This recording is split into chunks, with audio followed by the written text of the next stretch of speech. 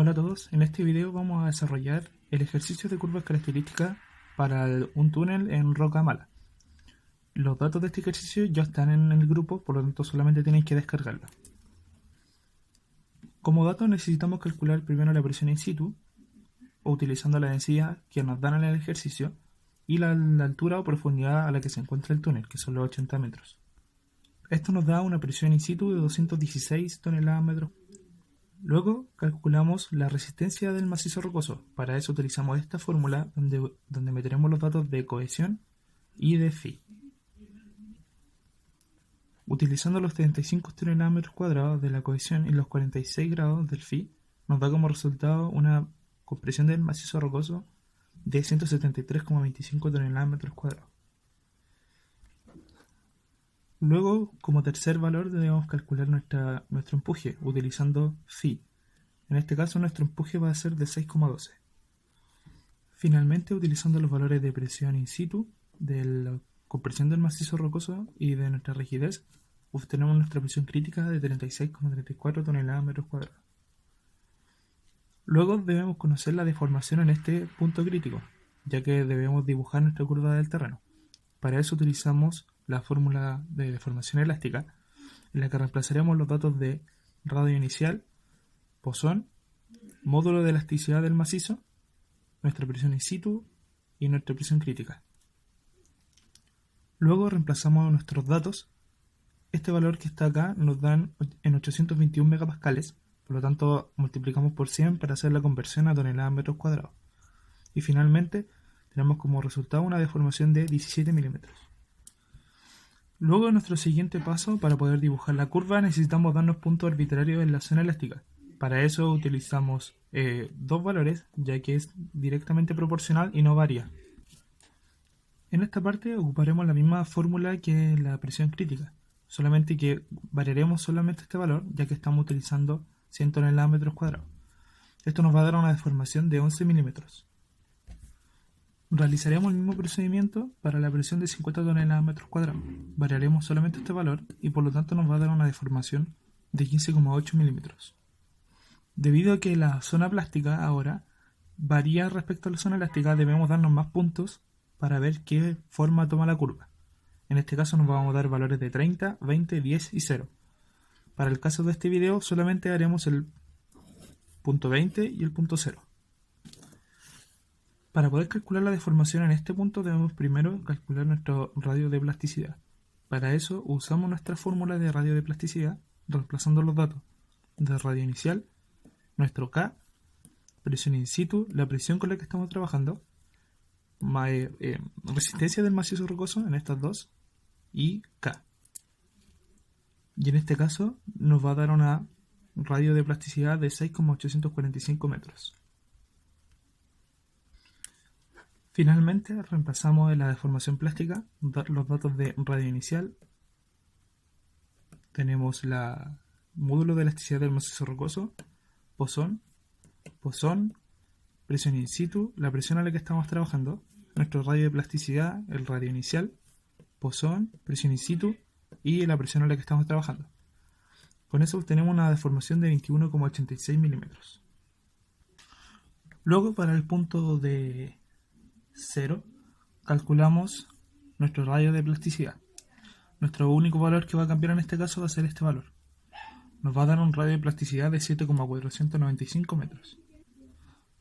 Realizaremos el mismo procedimiento para nuestra presión que hicimos de 20, pero solamente en este caso nos cambia este valor y este valor.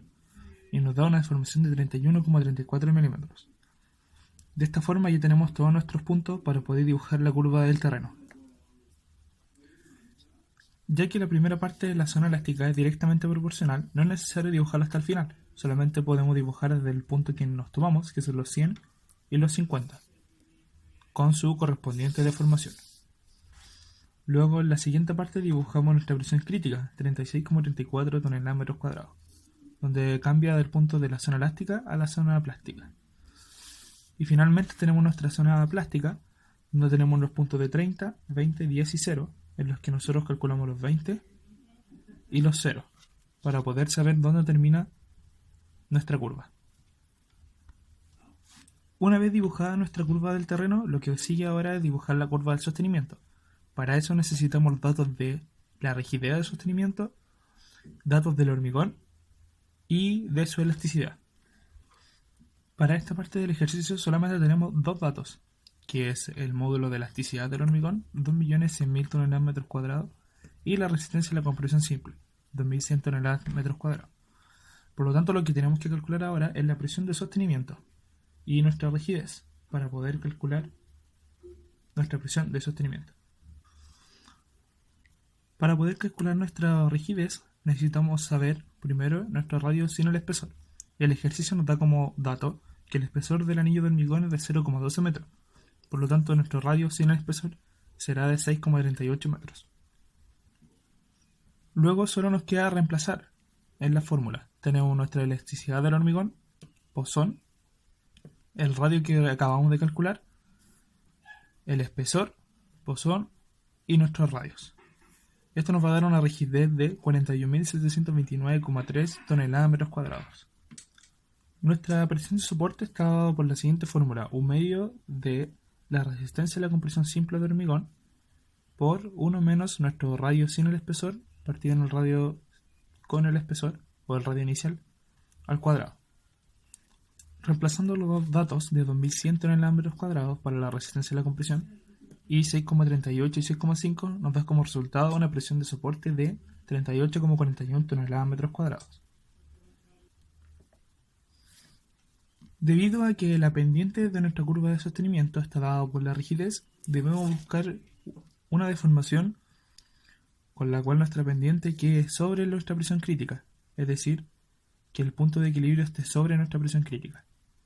Para eso nos podemos tomar una deformación arbitraria. Para el caso de este ejercicio vamos a ver entre 10 y 11 milímetros. Lo que hacemos en este caso es dar una deformación arbitraria de 11 milímetros, la cual la ocuparemos en la fórmula. Como nuestra deformación de soporte está asociada a nuestro radio, a nuestra presión de soporte y a nuestra rigidez, utilizando nuestra deformación arbitraria podemos calcular la deformación en el soporte. En este caso da como resultado 17 milímetros. Por lo tanto, ahora tenemos todos nuestros datos para poder dibujar la curva de sostenimiento. En este caso, como nuestra deformación arbitraria es 11 milímetros en una presión de 0, tenemos nuestra pendiente de la rigidez, es decir, la rigidez, y luego tenemos nuestra presión de soporte, que son los 38,41, que como calculamos recién tiene una deformación de 17 milímetros. De esta forma pudimos dibujar una curva de sostenimiento con un punto de equilibrio que está acá, que está sobre nuestra presión crítica, para que nos dé un factor de seguridad mayor. Finalmente, utilizando nuestra última fórmula del factor de seguridad, tenemos nuestra presión de soporte y la presión crítica. Al dividirla nos va a dar un factor de seguridad de 1,05. Desde este valor, la idea es que ustedes tomen los comentarios pertinentes para poder terminar el ejercicio, ya sea respecto al sostenimiento, a las deformaciones, si es seguro, si es poco seguro, recomendaciones, etc. Y con esto damos terminado el ejercicio en roca mala.